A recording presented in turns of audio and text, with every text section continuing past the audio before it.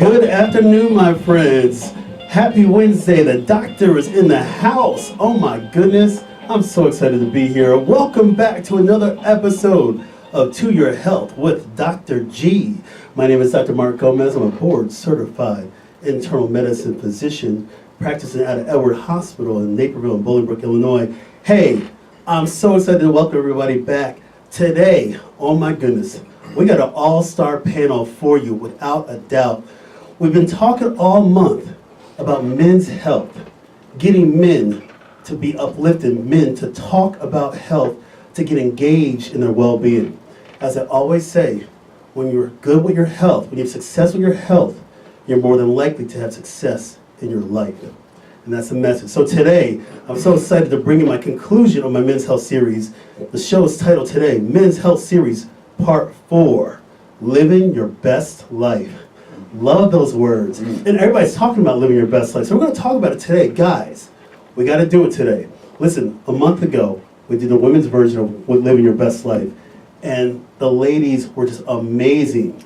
But today, it's still going to be amazing, without a doubt, with my fierce panel of experts. We're going to talk about what does it take, guys out there, to live your best life? What does that mean? I'm excited to have everybody here today because there's no doubt that everybody on this panel is living their best life. Now, we may not have always been living our best life, but we're going to talk about some of the tools it takes for men, you guys, to realize your potential. Again, we want success from all comers. As a physician, it's so important to me that people have the resources to be successful in their daily lives. Remember, we have choice. I want guys out there to realize that, hey, I can make a difference, but I got to look at myself first. And all we have to do every morning, we wake up, we're blessed to make that choice. So we're going to talk about it today, and I can't wait to get really granular with you guys. I like the word granular. I want to get in your minds, but I want this show to end, this today, what we're talking about today. First of all, this cannot end today. This conversation has to keep going, but we need to talk about ways, how do we help each other out? But first things first, you get to love yourself. And when you love yourself, then the possibilities are endless. And surrounding yourself with people that uplift you at the same time too, those are part of the qualities of living your best life. Again, my name is Dr. Mark Gomez. You're listening here live on Facebook. You're watching as well too and listening on intellectualradio.com. Check me out on my website, www.drmarkgomez.com. You know my handles, guys, at To Your Health, DRG. And again, this show's all about building trust and delivering truth. So let me read you a quick disclaimer before we introduce our guests. Here we go.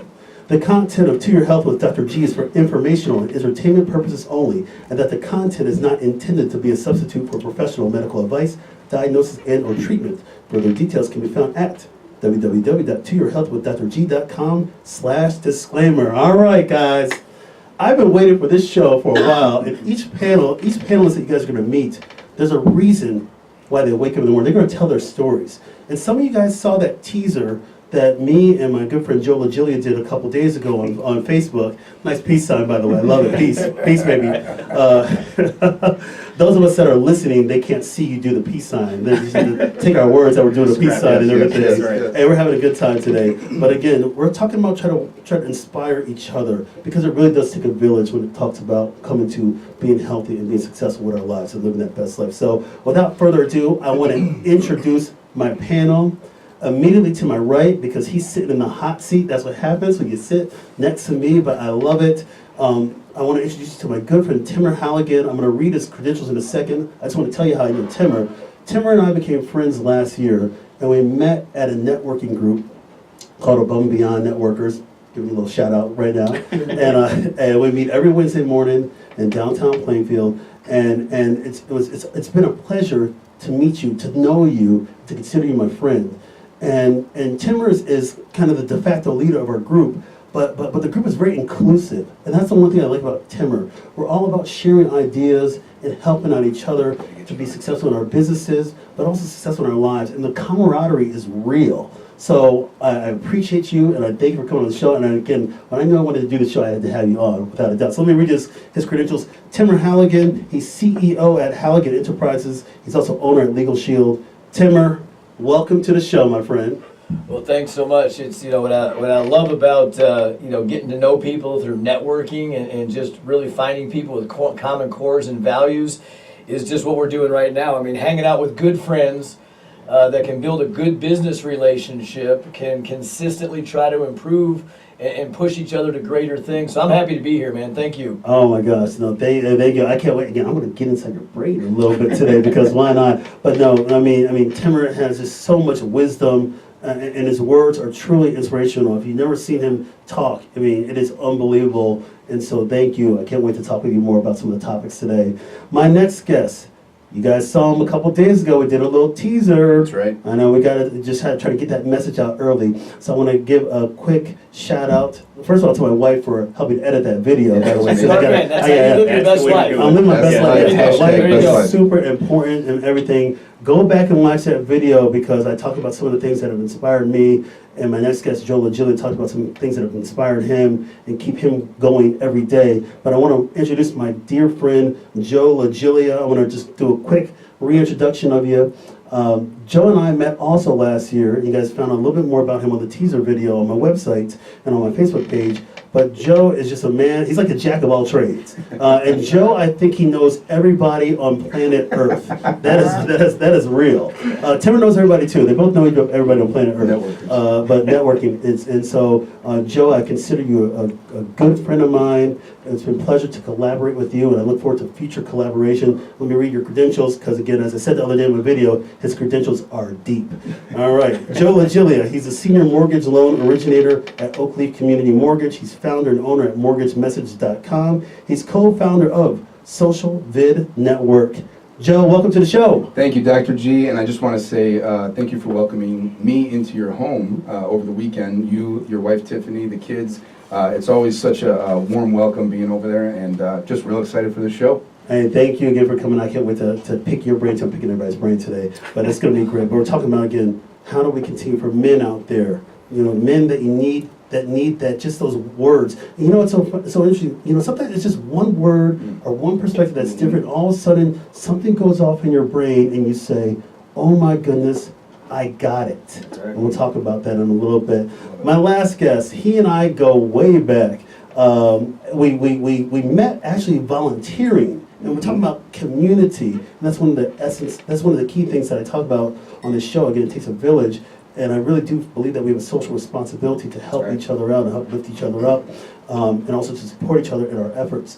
And so he and I met through our volunteer work through the NAACP DuPage County a number of years ago, and then our friendship has just been just blossoming ever since. We've also recently connected on the board of a health center clinic called Open Door Health Center of Illinois.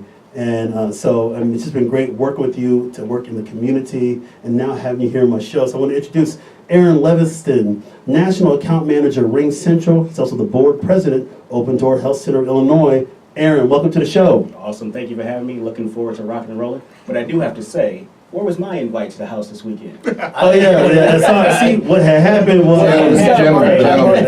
He'll get to you. Thank you, Joe, for smoothing that over. Yeah, make the rounds, though. I still heart you, so it's all good. Excellent. Well, now you've met the panel, and so here's how the show works. You know me, what I do is we talk about what's called a chief complaint. We'll go through some questions, kind of like in a medical interview. When I see patients in my practice, we'll talk about different topics.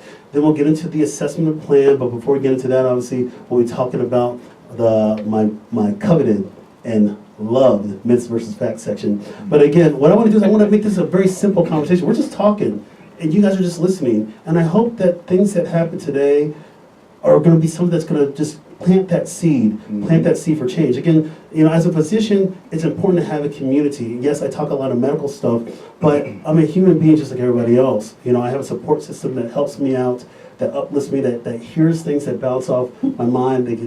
My community, my support network helps me stay happy, helps me stay grounded, humble, but also keeps me wanting to do more.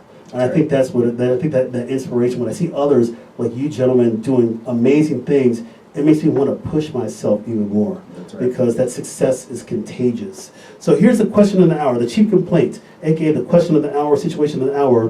What does living your best life look like for men today? So I'm going to ask my good friend Timmer Halligan the first question. Again, love it. Sitting in the hot seat, baby. Excellent. So again, we're just going to talk, but again, the words, the stories, the inspiration, that's what I want you guys to take home today. And again, this conversation is not going to end today. We want to keep this conversation going. Hey, everybody out there, hashtag living my best life. It's going to be a great way to keep this conversation going. So here we go. So Timmer, why don't you tell me this? Presumably, you know, again, as I mentioned in the beginning, presumably not everyone was always living their best life.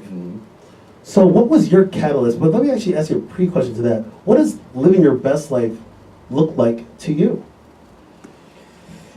You know, I was thinking about that today, and you know, and I think for everybody, it's figuring out what it is that you really want. I mean, I don't think we take enough time to figure out what it is that we want. We put so much focus into how much money am I making, and you know, things of that nature versus what is it that makes my life balanced and makes my life better.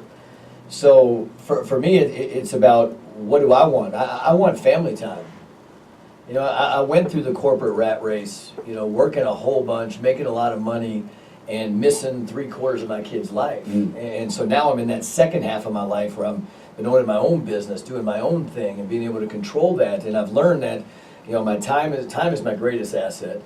And my family, when they need me, is another one of the greatest assets that I can give. So for me, it's about being there when they need me to be there, you know, giving me the flexibility and the freedom to do the things that I want to do, and own my time. I mean, it's so limited, and so for me, that's what it is, and that's my ideal life. Everybody else's is different on what it is they're looking to get accomplished, but I think you got to figure out first what it is that you want to have, and are you in the right vehicle to get there?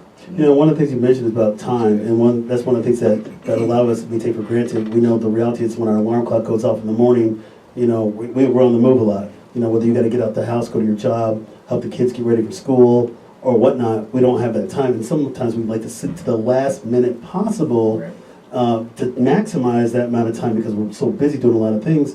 But one of the things that I've always taken from you, and when I first met you a year ago, you talked about, you know, you will take some personal time for yourself in the morning and read. And that's that time, that is your time and nobody else's time. Talk about a little bit about just that importance of trying to just find that time to carve out those few moments that really would then help set the tone for your day. Absolutely. I mean, you know, as a coach to world-class athletes, I know that routines are the most important thing that you do. And so you wake up each and every morning and you say, hey, listen, I'm going to get up first thing in the morning. I'm going to write down 5 or 6 things that I'm grateful for. 5 or 6 things that I'm grateful for. Listen, you woke up and you were in a bed, you had covers, you had a pillow. I mean, things that, you know, millions of people wish they had our problems. Right. And so you've got this opportunity to get up in the morning, write down 5 or 6 things that you're grateful for, and then read 10 pages of a good book. I mean, just take 10 pages. We all have 10 to 15 minutes. We just got to get up earlier. Because if you read 10 pages of a good book each and every day, at the end of the year, you've got yourself 3,650 pages. You know, you've read 10 to 15 good books, and you're better. And then you can go ahead and plan your day and go out and conquer it. But we, like you said, we get out of bed and we fall into our day. Right. Then we do starting our day. Right. Joe, let me ask you this question. How would a guy, again, knowing that we know that this is the reality for a lot of guys, what can a guy do right now to start his day out like that? I mean, are there some concrete things that a guy can do, whether it's starting the day or trying to find some time during their day to just take that time for themselves? Because that's a reality. A lot of us as men, we're so busy doing a lot of things, and it seems like you can't even find that few moments. But the time's there. We all get the same 24 hours, without a doubt. What's your approach to that? Yeah, waking up in the morning for me, the way that I personally start my day is just giving thanks to our Creator. And, you know, whether it's a faith-based relationship for anybody listening, but I think really it puts perspective for me on the day I'm about to lead. And as Timmer said, you know, taking that second to really put perspective on your day and walk into it with a purpose. You know, for me, Timmer shared a little bit of his background leaving the recession, which for me was a foundational moment. To be able to define and really understand what this whole life is all about. And so from that day forward, I realized that everything that the needs and the wants, my perspective changed. And so for me, starting a family, meeting my amazing wife, having 2 kids, it's hard for me, based off of that recession experience, to not be grateful, as Timmer said, every day in my life. And I think gratitude is the currency first thing in the morning. Aaron, why don't you tell me this? What does living your best life mean to you when you hear that phrase? Getting back to basics, right? It's really simple. Just making sure that I understand why I'm here, figuring out my why, and activating on that why. I think a lot of folks typically just, to Timmer's point, they just fall into life. They're not purposeful in what they're doing, but being intentional and understanding that your life, and you only got one of them, make sure that you're living your best life. Whatever that definition of best life is, for me personally, it's that time with the family. It's that flexibility. It's having that control of what my time is and being intentional. And then the second thing for me is being able to pour into others, right? Being able to invest in other people, because obviously all of us, I know where we live, I know what we do, we're okay in life. Everybody doesn't have that opportunity, but being able to pour into those individuals, invest in them, and show them that, hey, there's light at the end of the tunnel. Where we are ain't where we started, and you can get there too. I say, one of the things that I always talk about is, some of the things we talk about on the show is really about having equity and accessibility. That's right. And I do believe that, again, when you are meeting and doing forums like this, you're able to pass on that wisdom, and because you want to see somebody, you want to treat them compassionate. Somebody may be having some challenges, but you want to be kind and compassionate and helping them out. And that's just, as humans, we feel, and we innately, I believe that most of us innately care about each other. That's right. And when you have systems like this, it's a great way to talk about that caring aspect and allowing to pay it forward. So let me ask you this question, Tim. I'll come back at you. I just said the word the phrase "paying it forward." What does that mean to you? Wow, that's such a great thing. When you really think about what paying it forward is all about, it's about instilling some of the knowledge that you have and pouring it into somebody else. Many times, like in my life, it's pouring it into them for free, because you know what? If I've learned from something, one thing I'm really big into is mentoring folks. I mean, we all need mentors. And so, I mean, it doesn't matter what age you are, it doesn't matter if you're in sports, it doesn't matter if you're in business, you need somebody that you can call coach or somebody you can call mentor, and that's paying it forward. I mean, that's where all the coaches come from. Somebody impacted them, somebody gave them some information that, allowed them to then take it and move it to that next level. And we can all do that. I mean, it's, you ever just sit down when you go to a Starbucks or something, doesn't it feel cool to just pay for the person behind you stuff? Right. Oh, absolutely. Right. I mean, it really does. I mean, and when you everything you do during the day, I mean, you open a door for somebody. Guess what? You've showed them it's powerful to open a door for somebody else.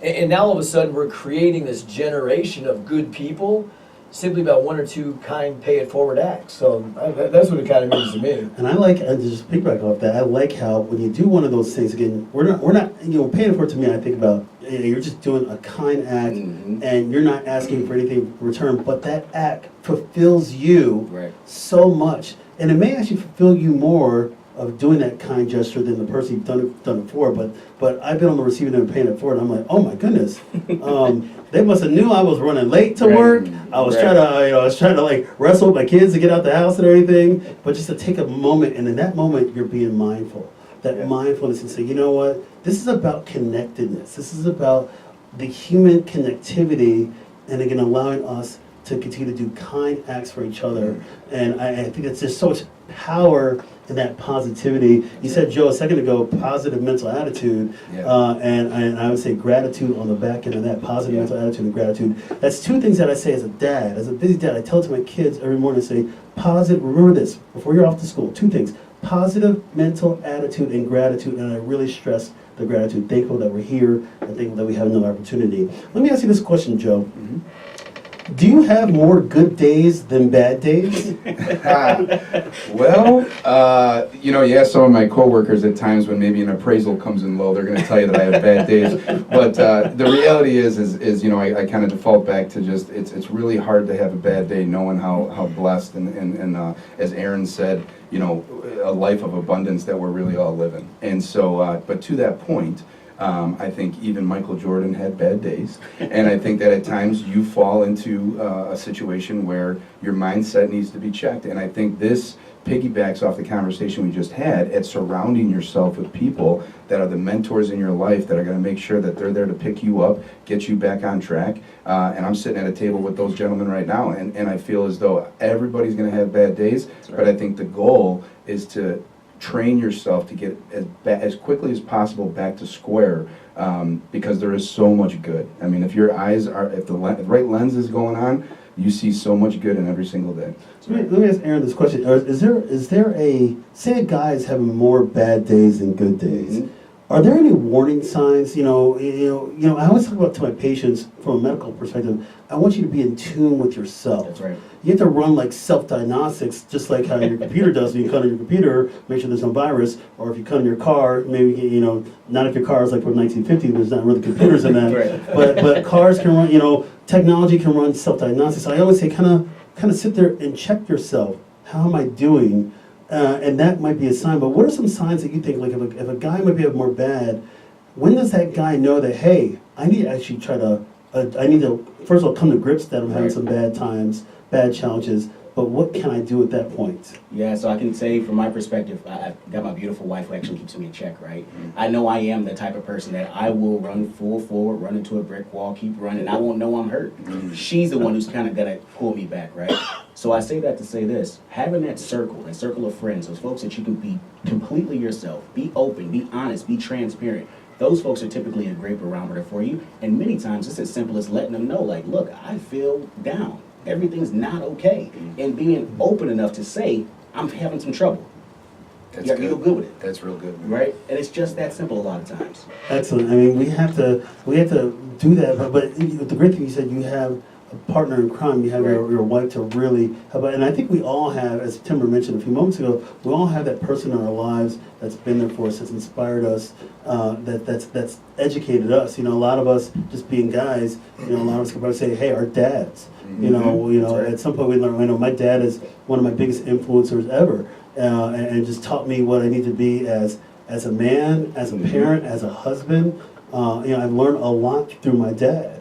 And what's up, Dad? Quick shout out, by the way, if you're listening. But we all have had those people that have helped shape you and guide you, but not everybody has that person. Right. And so let me ask this question. We'll come at Joe with this question.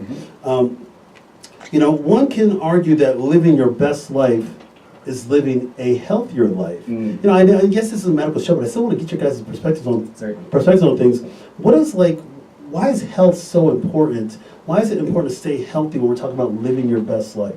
Yeah, I think that the holistic approach to this whole conversation is that all things equal all things, and I think Dr. G, having followed all 42 episodes of this awesome show, I think that you really stick to the general overview of if you are feeding all parts of this thing, you're going to win in all areas. And I think for me, waking up and doing the right thing, I just started at the beginning of the year, like probably most of us, and I'm actually still hanging on. Nice. Doing some morning workouts with some personal trainers, and the days that I do that, it is undeniable that I am walking with a little bit more pep in my step, a little bit more clarity in my mind, feeling a little more confident. And so I just think, you got to listen to your body, but at the end of the day, the facts are out that if you are trying to keep the physical healthy, the mental follows along, and vice versa. Yeah. Right. You're talking about the power of the neurochemistry that happens when you do that. I want to ask this question to Timber, because Timber, you were a former professional tennis player, so health had to be there for you. How do you take what you've learned from being a former player at an elite level and apply that to your day to day? Well, I think the most important thing to be good in anything is your discipline. I mean, if you want to be, in fact, I was talking to a young man today who's a college wrestler. I said, here's the most beautiful thing that we have. We all have the ability. We're all capable of being the best versions of ourselves. That's right. We're capable of spending the extra time after you finish up a practice to stretch a little bit more. We're all capable of getting there a little bit early in the morning and being able to stretch before we jump on the field. We're all capable of preparing our day for our work the night before, so the next morning we can start things out efficiently and effectively. And really, that's what it's all about. And the most difficult thing is it's hard.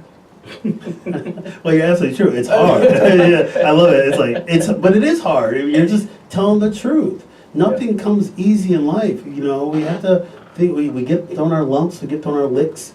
But I always say, we human nature is that we rise to the occasion. There's this innate resiliency in most of us, and I think for men, I think using the words like courage and strength and love.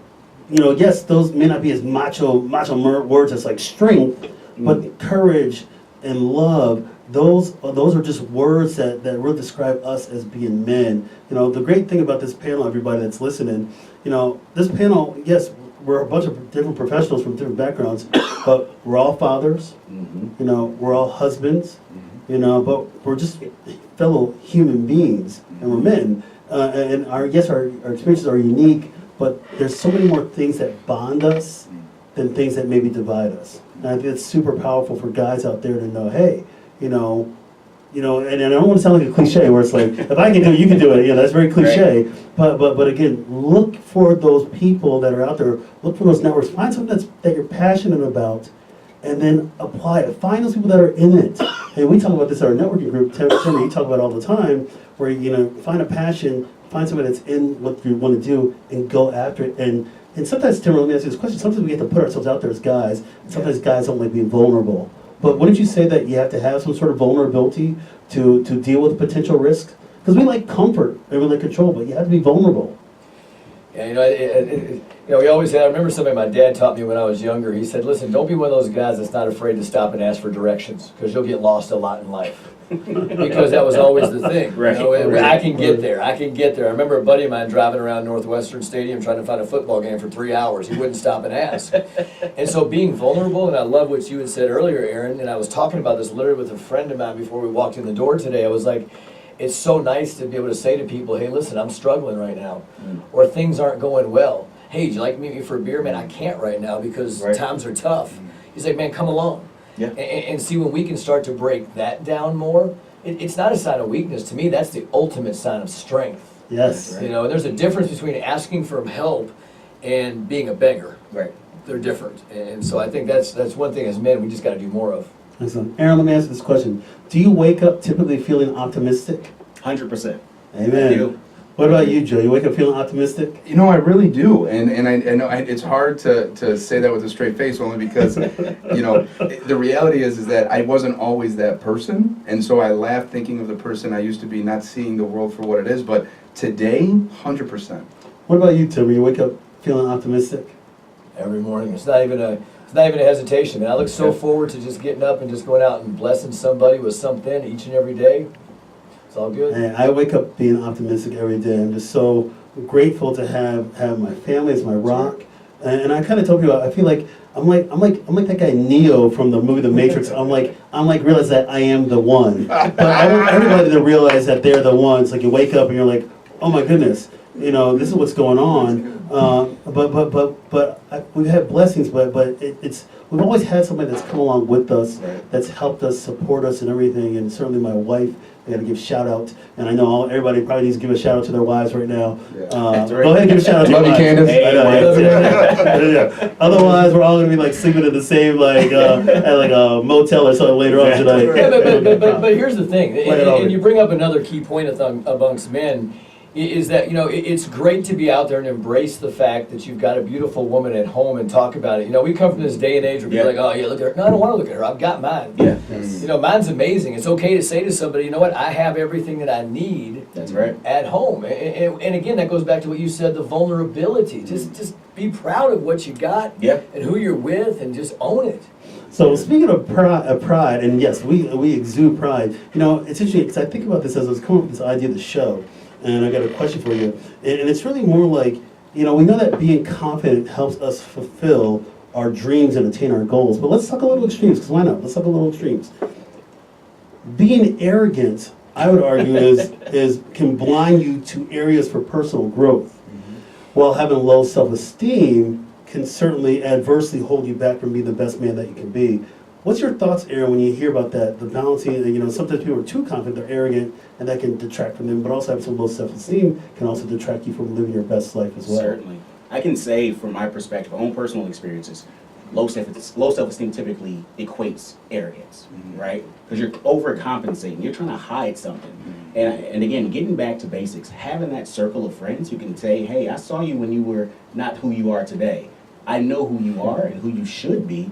Remember that. Having that person in your life that's going to remind you of who you are, right? That's always super important. And again, special shout out to Alicia. I love you, babe. She keeps me grounded. She helps me. She reminds me of who I am, right? And I think a lot of folks tend to forget that. But that's, again, getting back to the arrogance versus low self-esteem, it's typically driven beyond that. That's the reason. That's what drives it, right? I know for me, when I thought I was, hot stuff and cooking, it's because I was really trying to hide something, right?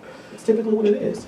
Joe, what's your thoughts on that question? Yeah, no, my mind's racing because Aaron kind of hit it on the head. All of us at this panel right now, we're out there and we're transparent. A lot of social media activity, us putting a lot of stuff out there, and we leave ourselves open. And at the end of the day, sometimes we do kind of puff ourselves up a little bit. It's just human nature. And just as Aaron said, I got to give a shout out to my wife Candace, because I will tell you this.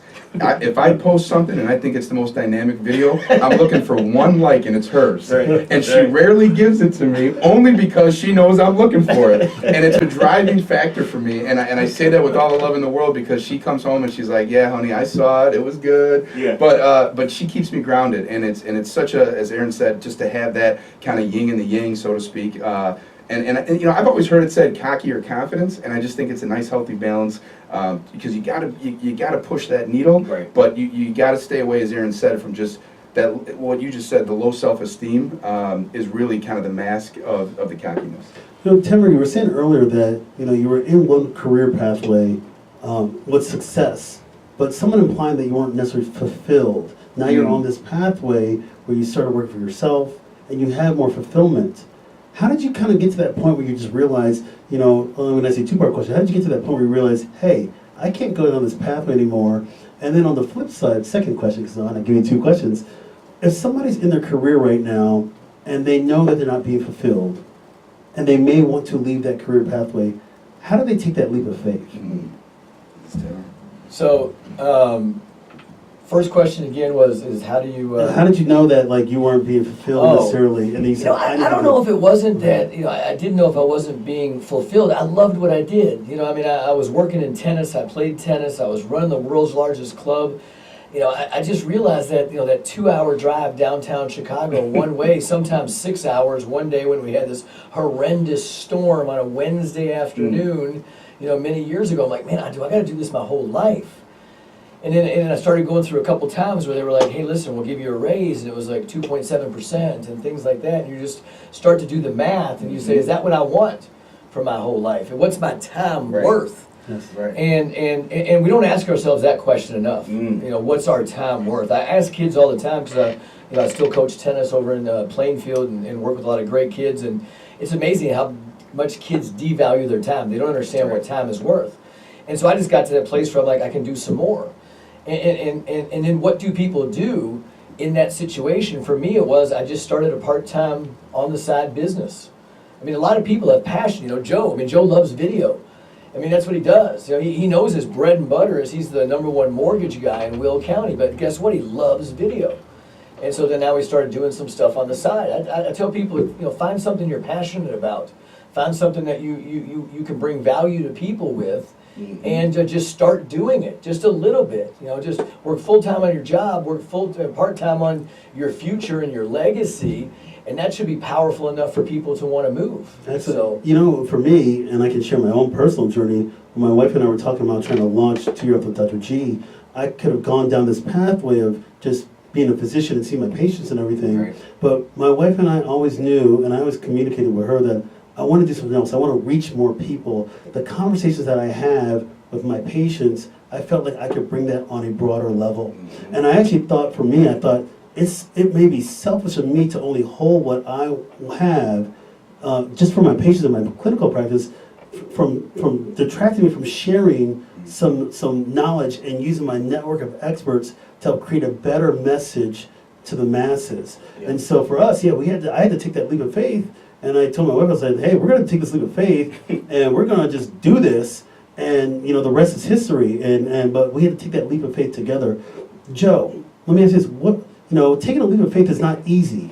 It's risky because I feel like sometimes the universe wants to keep you in check. Maybe it's like I remember that one book, and we can't say any profanities on radio, so I can't say the whole title of it. But it's something to the point that I think it's like, how do you know you're a bad blank? Yeah. Or something like that. And I'm paraphrasing, I'm missing the title. Yeah. But there's a section in that book where the author talks about how everything in the world is kind of going against you, you might want to take that leap, and then all of a sudden, like your tire, you get a flat tire, or you want to take out that leap, and then something happens, and it's like, okay, well maybe I'm not going to come out of my shadow, and I'm just going to stay in my square that I'm in. But Joe, talk about that. You know, sometimes you have to take that. You can't be afraid to fail. A lot of guys don't want to fail. Yeah. But I think everybody at this table could say there's been moments in our lives where we failed. And I raised my right hand as a truth. You too? You raised both hands. Yeah. So talk about taking that leap of faith. Yeah, you know, a lot of us business owners here, business owners that are listening right now, I've been 100% commissioned since I was 18 years old. And I've made my own per hour the whole way, and I got a lot of mentors to be blessed for that. And I didn't always embrace that. And as about to turn 40 this year, I'm realizing the type of emotional intellect that I have, knowing that at the start of every single month, the baseline is going to be due to me getting up and getting out of bed. And I share that to say that I think everyone in one way, shape, or form has taken a leap of faith one way or the other. And to me, my leap of faith has always been being able to rest on my talents, my laurels, and my hard work and effort. And I just, you know, to me, it comes down to each and every single one of us just believing in ourselves and not judging ourselves and allowing us to fail faster. Yeah. You know, the discoveries we've made, Dr. G, again, I just go back to watching this show from the start to now and seeing those episodes in the beginning and where you are today. You know, so many people miss that first step. I know Timmer's story, getting to learn errands. Failing faster is the new mantra. Yeah. Your knowledge curve is like, it just goes. Exponential. But you have to be willing to do that. And it's so funny because I can look back to some of the first episodes that we did, and yes, I was a nervous wreck. But that's all right, and I still have some nerves, there's no doubt, because I care, and when you care, it's okay to have those kind of emotions, but as you keep doing something more, and you say, you know, I'm more and more comfortable, I'm more and more confident in what I do, but it's really the comfort level, and I think when you do that, the possibilities are endless. Aaron, give us a comment about leap of faith for men out there to live their best lives. Yeah, so love what Joe said about failure. But let me expound on that. You're going to fail. You're going to fall on your face, you're going to skin your knee, it's going to hurt, but you're gonna come back from it. That's how we all learn to ride our bikes, right?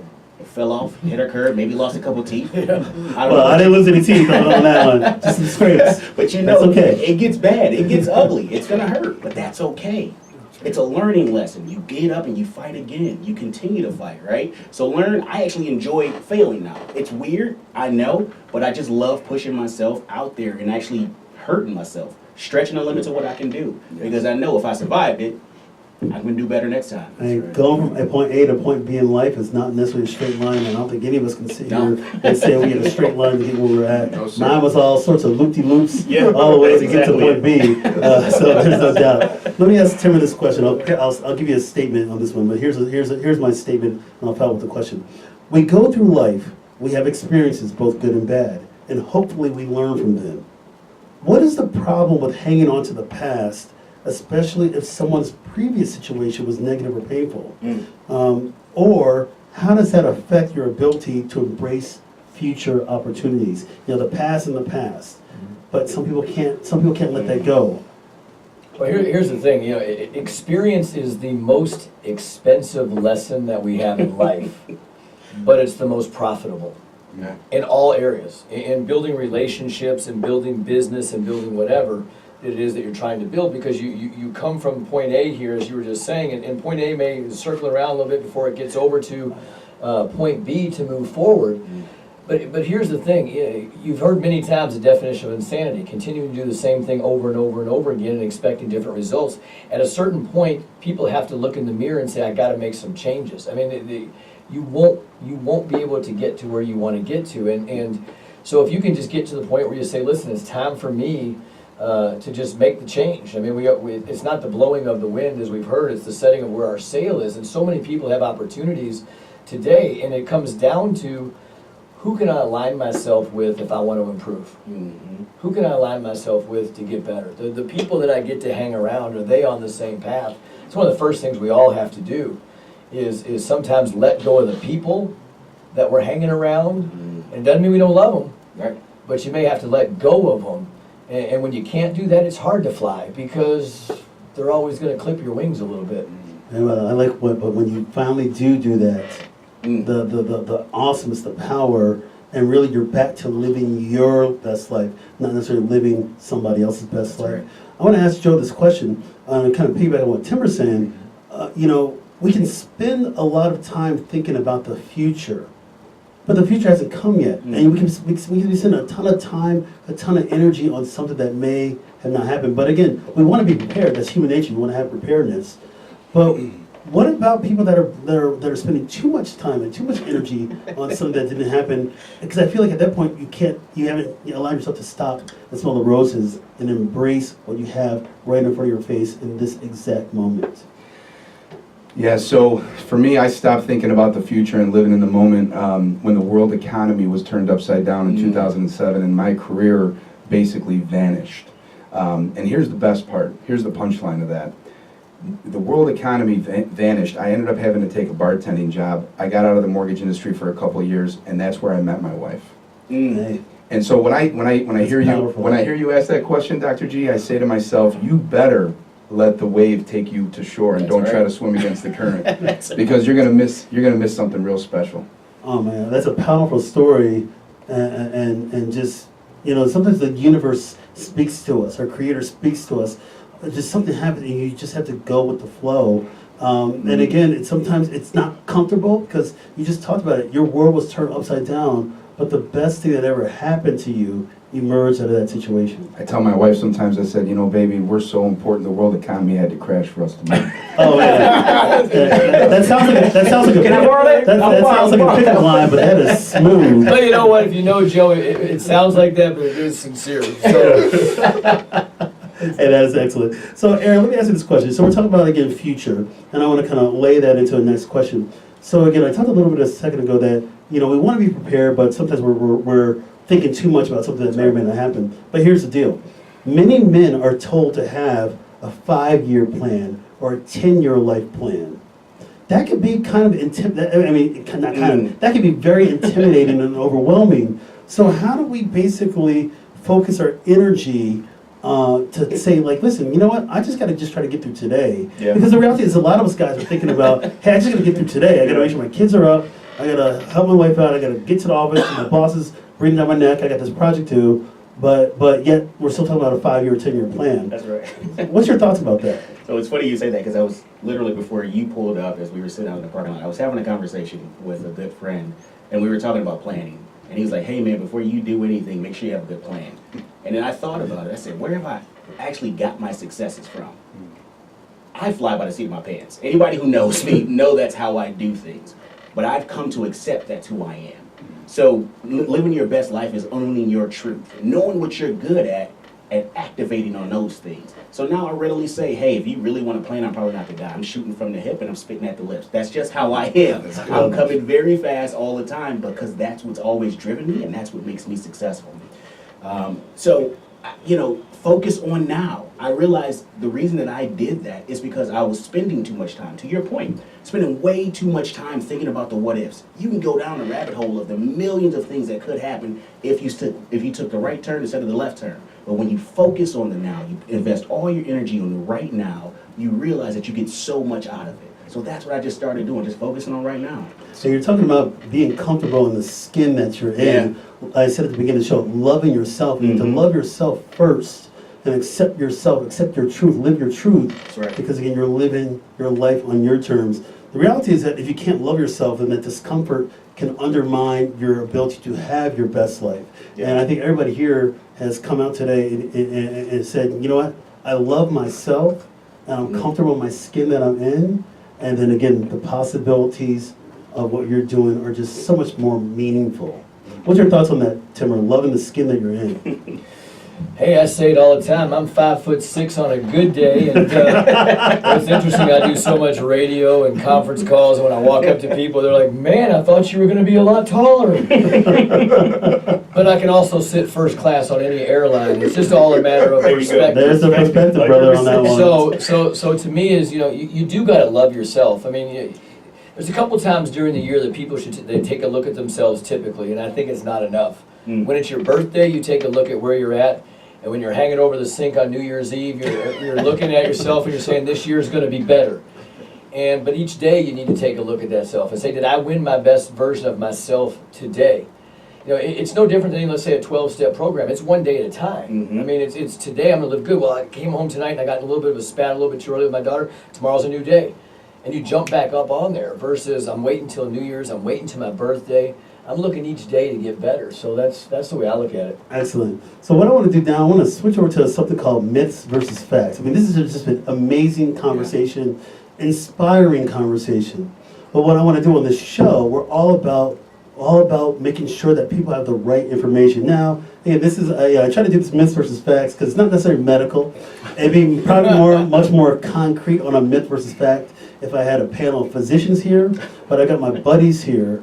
I got gentlemen that are living their lives, living their best lives, as we're calling it today, and I want to get their perspective on things. Again, there's some myths that we have to clear up as men, things that may be detracted from our overall well-being and our health, but also our ability to have success and realize our potential.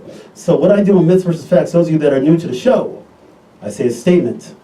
I pick on somebody. Why not? Tim, the first question coming to you because you're sitting in the hot seat. I've been picking on you all day. This is great. But I say a statement. My panel will say myth or fact, and they will tell us why. It'll be kind of rapid fire. Since it's not medical per se, there's not necessarily So there's no right or wrong answer. It's just like the world according to you. Well.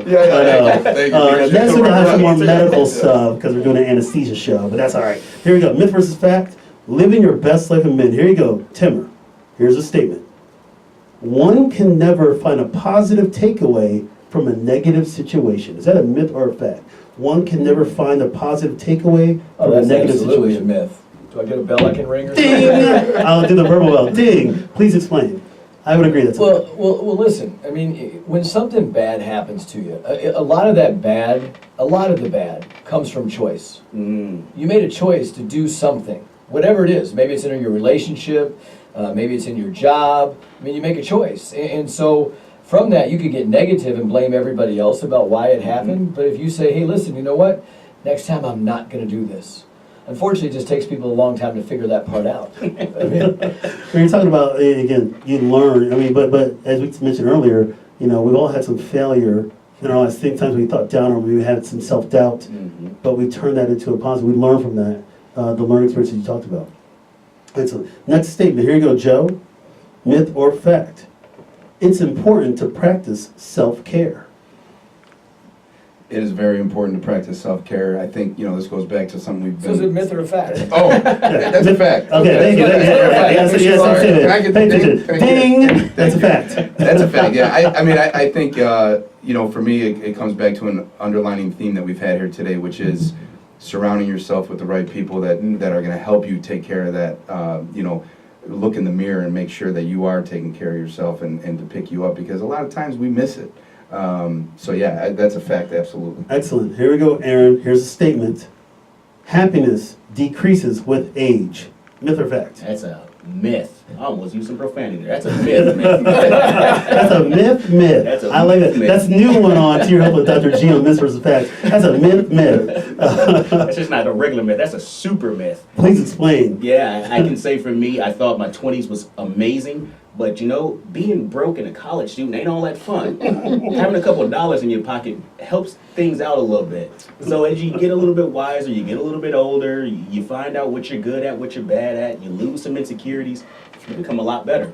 Hey, I think about many of the countless patients that I've seen, the thousands of patients I've seen over the years, and so many people are happier when they get older and they get blessed with that perspective.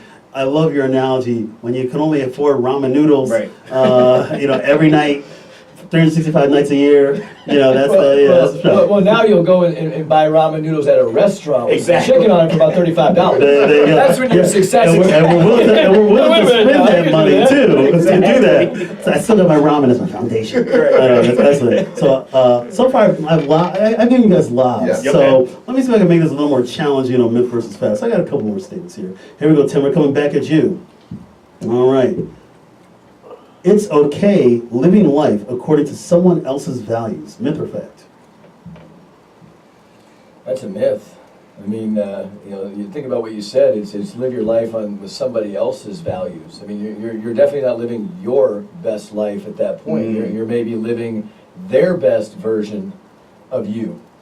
And I think that in this world that we live in, too many people live that for way too long, for too many of the wrong reasons. I'm not here to tell people psychology-wise and everything else what to do, but there's too many folks that are in that spot right now. Excellent. Can I jump in on that? Yeah, please go right ahead. Jump in. I absolutely love that.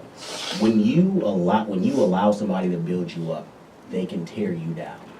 So you got to live your best life. Live your truth. That's why I love what you're saying there. You got to, if you allow somebody to tell you who you are, define you, they can define you both negatively and positively. And then certainly you recede on that, and you think about if somebody does care what other people think. A lot of us do, but some of us, well, like whatever. Right. But now you're defined in that label. That's right. And that's definitely not living your best life. Here we go. Next statement. Living your best life in men, myth or fact. Here we go. Joe. Achieving your goals will make you happy. All right, so I'm going to go ahead and get this right this time, and I'm going to say myth. So, yeah, for me, I think it's the journey, man. Ooh. It's the journey, and I think for me, the destination is rarely the greatest prize in the race, and I think the journey for me has been, for sure. I have fallen in love and embraced the journey, and what that allows you to do is fall in love with failure, fall in love with falling short, taking the lessons from it. That is a myth, my friend. Excellent. Joe is in sales, clearly. Joe knows what he's talking about. Y'all have figured that out by now. Here we go, Aaron. Myth or fact? We'll do a couple more of these. Myth or fact? Here we go. Here's a statement. You must be self-sufficient to be happy. Ooh. That's yours. Man, Yeah. that ain't no lie, is it? That's not a lot. That's a fastball I'm gonna under say- 1 mile an hour down the middle. Yeah, I'm going to say fact, though. I think that's a fact. I think if you are able to, it kind of goes to the point of having somebody define you, right? If you know, hey, I'm happy with whatever I have, this is it, I'm happy with this, then let that be it. So I'm going to say that's a fact. I'm going to stick to it. Where's my ding, ding, ding? Give it to Ding, ding, ding! I just gave it to you. There's a reality that yes, to get to what each of you guys have done, you had to have some self-sufficiency. That's right. On the flip side, yes, the team aspect, which we've done with our families and our lives, they help you bring your way, get you to your goals. I think they complete it. Yeah. Yeah, Excellent. Great way to state it, You Timber. got to be self-sufficient to realize that you can move forward. But you know what's so much more fun with your family, right, and with your friends. And I think sometimes people get too self-sufficient. They think they never need anyone, That's a good point. and they end up lonely. Yeah, because when you need help, there's no doubt. When you need help, and if you've isolated everyone from your life, Yeah. because you didn't stop to smell the roses or stop to have perspective or the gratitude, you will be a lonely person. But it also helps, with what you say, because it shows people you've got confidence, and people want to align themselves with that. When they say he can do it, and again, it's that fine line between cocky and confident. Yeah. Here we go. Joe, I'm going to come at you with this one. Here we go. Support. Here we go. Myths versus facts. We'll do two more of these. Support networks are essential to living your best life. Everyone needs people to lean on. That's a fact. All right, so we had a myth, and then we had a fact. These are first on To Your Health with Dr. G. I love it. I'm going to start doing that when I ask medical questions next week. It's going to be a fact, or myth. Thank you. Please explain. You got it. Yeah. So, my whole life I look at the story, and a lot of the video marketing stuff we do, it's the arc of the story, starting from the beginning and going to the end of someone's life. And I just feel, I look at my life and I could get emotional thinking about the people that gave a helping hand, built a bridge, fixed a flat when I didn't even know I had a flat tire. And, to me, that support is everything. And I think it goes back to the underlying theme of that's who you want to surround yourself with, the people who are going to be there. Excellent. I'll ask Timber this last myth versus fact. Here we go, Timber. Myth or fact. Last one. There is value in practicing gratitude and enjoying the little things. Oh my goodness, that's a fact. Fact? That's a triple fact. Thank you, Timber. That's also a first. Let's hear up with Dr. G. Triple fact. Yeah, if you just wake up and just tell yourself all the things that you've got, we've got so much. I say it every day to people. There are countries that wish that we had the problems of people listening right now. Have water, have toilet paper, have clothes that you can wear, shoes. And I'm not saying it's supposed to be easy, because it is tough. But when you're grateful for what it is you have, let me tell you, that tough is so much more fun. It makes, as you guys talked about, the journey so much better, because You wake up every day, even if you can't pay your bills, you look at your daughter and you say, you know what, you're absolutely beautiful. And then it makes you fired up to go work hard for her. There you go. Excellent. Well, hey guys, we got about 5 minutes left, and I've been enjoying this conversation with you guys, just getting to pick your brains more, just talking about things that not only inspire you, but things that hopefully can help inspire those out there that need inspiration. So I want to bring this on home. You know, in the beginning we talked about the chief complaint, the question of the hour, what does living your best life look like for men? Let's bring it on home. We call it the assessment and plan in a medical practice. And so what I want to do is, Aaron, give us a few take-home points for guys to be successful in living their best lives. Yeah, so I would say a little bit of a sensitive subject. Men need to figure out their mental health. Take it serious, right? We all try to look good, bench as much as we can, run as many miles as we can, but we don't take stock of our mental health. And we don't ask for that help. We don't seek that help. And sometimes you got to take that professional help, and it's okay, because if you are your best self, you're going to help other people become their best self. Excellent. And I will do a quick plug to my show that I did 2 weeks ago for not only men on mental health, hashtag in the stigma. Please check that out on my Facebook page. Please check it out on my website as well too. I also did a women's version of hashtag in the stigma and addressing mental health concerns last month. So check that out. Please do. Joe, give us a couple take-home points for guys to be successful in living their best lives. Yeah, my 3 points that I want to share with anybody listening is number 1, wake up with gratitude. Find that time, whether it's with the creator of this world, whether it's thinking about your family, your friends, whatever it might be, but take that moment first thing of the day, and your day will follow accordingly. Point number 2 is be bold. Yeah. We need more boldness. Right. And I just think people got to stop worrying about other people's opinions. Live your truth, as I've heard people say today on this panel. And point number 3, love is the currency. Love is what we need more of in this world. And I just think as men, the women of the world, the mothers of the world, the sisters, they embody that naturally. I think as men, we need to put more love out there, not just to each other, but to everyone. Excellent. And Timber, please give us a couple take-home points for men to be successful in living their best lives. Well, I think the most important thing is take a look at where you are right now. I mean, just take a quick moment to reflect. Tomorrow you look at social media and it's about Throwback Thursday. And, you're looking at where you were versus where you are today. I mean, take a look at where you are today. Ask yourself, am I happy with where I am? From a relationship perspective, from a work perspective. And I'm not saying you walk away and quit them both, but you evaluate what has to happen for this to become better. Right. And so you got to take that and everything that we've said, guys, just reach out to your buddies. I mean, your buddies are your support system. I can think of times that we've sat down and just had, conversations that most guys don't have. But you know what? That's your support system. So align yourself with the right people and take a look at where you are and just keep grinding hard. Excellent. And my take-home point is this. I want you out there, guys that are listening, if your wives are listening, your girlfriend's listening, but just men, remember, we're in this together. Find those passions that you're passionate about. Find those things that just get your emotions going, that create a pulse in your body. Follow those dreams to the max. Don't dare to dream. Dream all the time. I'm dreaming all the time. These guys are dreaming all the time. Never quit. Keep fighting for a higher level and a higher purpose. I promise if you do that, the whole world will feel amazing and the possibilities are endless. So I want to thank my panelists today. Timber Halligan. Thanks, bud, for coming on out. Timber Halligan, CEO at Halligan Enterprises, owner of Legal Shield. I want to thank my friend Joe LaGiglia. Joe, it's been a pleasure. I'm glad that we finally got you connected on the show. Joe LaGiglia, Senior Mortgage Loan Originator, Oakleaf Community Mortgage, founder and owner at MortgageMessage.com, co-founder of Social Vid Network, and my good friend, my longtime friend, Aaron Leveston, National Account Manager, Ring Central, Board President, Open Door Health Center of Illinois. Hey, thank you guys. Fire. Namaste. Listen, everybody, you've been listening and watching live on Facebook at intellectualradio.com. This episode is written by Mark D. Gomez, MD, and Tiffany E.R. Gomez. Producer is Tiffany E.R. Gomez. Music is by the wonderful Mr. Havis. Copyright 2019 by MDG Wellness LLC. All rights reserved. Stay tuned for next week's episode. The title is Get to Know Them, Part 5. Not just putting you to sleep. Check me out on my handles, drmarkgomez.com. Peace out.